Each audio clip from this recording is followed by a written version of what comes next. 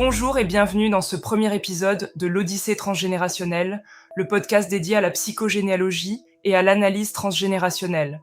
Je m'appelle Mélissa, je suis praticienne en psychogénéalogie et aujourd'hui, je t'invite à plonger avec moi dans un univers fascinant, celui de notre héritage familial, de ces bagages invisibles que nous portons, parfois sans le savoir. Peut-être que tu t'es déjà demandé pourquoi certaines situations dans ta vie semblent se répéter, ou pourquoi tu ressens des émotions dont tu ne connais pas toujours l'origine. La psychogénéalogie est une voie qui permet d'explorer ces questions en faisant un lien entre notre histoire personnelle et celle de nos ancêtres.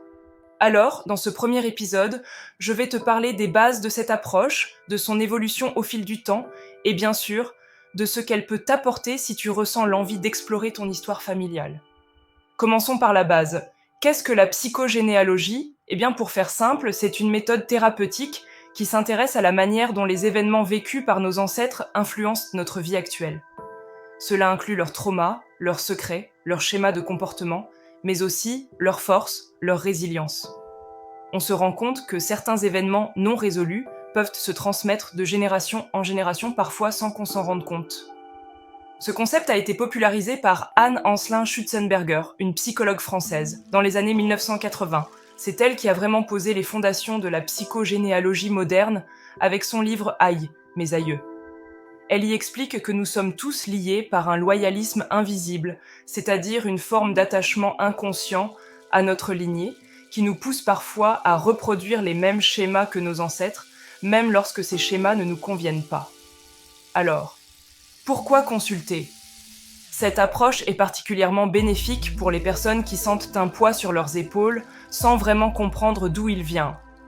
Par exemple, tu pourrais ressentir une angoisse diffuse dans certaines situations ou avoir l'impression que tu es bloqué dans un schéma répétitif dans ta vie professionnelle, sentimentale ou familiale.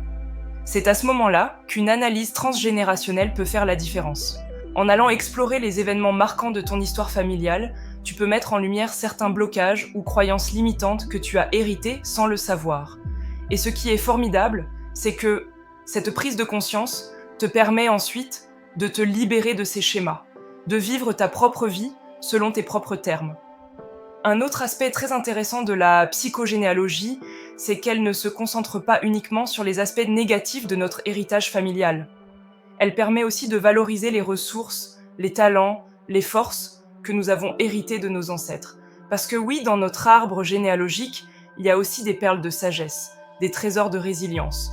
Donc, si tu te lances dans un travail en psychogénéalogie, ce n'est pas seulement pour guérir des blessures, mais aussi pour découvrir les ressources qui sont là, prêtes à être activées dans ta vie. La psychogénéalogie a beaucoup évolué au fil du temps. Si au départ, c'était surtout une méthode thérapeutique, elle s'est peu à peu ouverte à d'autres disciplines, comme l'énergétique, la méditation ou encore le travail symbolique. Cela en fait aujourd'hui une approche très riche et personnalisable. Chaque praticien apporte sa propre sensibilité et ses outils, ce qui permet à chaque consultation d'être vraiment unique. Mais pour revenir à toi, qu'est-ce que cela t'apporte concrètement ? Eh bien, imagine que tu es en train de te frayer un chemin dans la forêt. Parfois, il y a des ronces, des obstacles, des endroits où le chemin semble bloqué. La psychogénéalogie, c'est un peu comme si tu prenais de la hauteur. Tu vois la carte de ton histoire, tu comprends d'où viennent ces obstacles, et surtout, tu trouves comment les contourner ou les traverser. Ce qui est fascinant, c'est que très souvent, en prenant conscience de l'histoire qui t'a été transmise, tu peux faire des choix plus éclairés dans ta vie actuelle. Tu n'es plus seulement poussé par des forces inconscientes. Tu redeviens acteur ou actrice de ton propre parcours. Voilà pour cette introduction à la psychogénéalogie. Dans les prochains épisodes, nous irons encore plus en profondeur. Comment créer son arbre généalogique, élaborer son génosociogramme, quelles questions poser à sa famille, comment interpréter les événements marquants. Et bien sûr, je te partagerai des exemples concrets de consultation.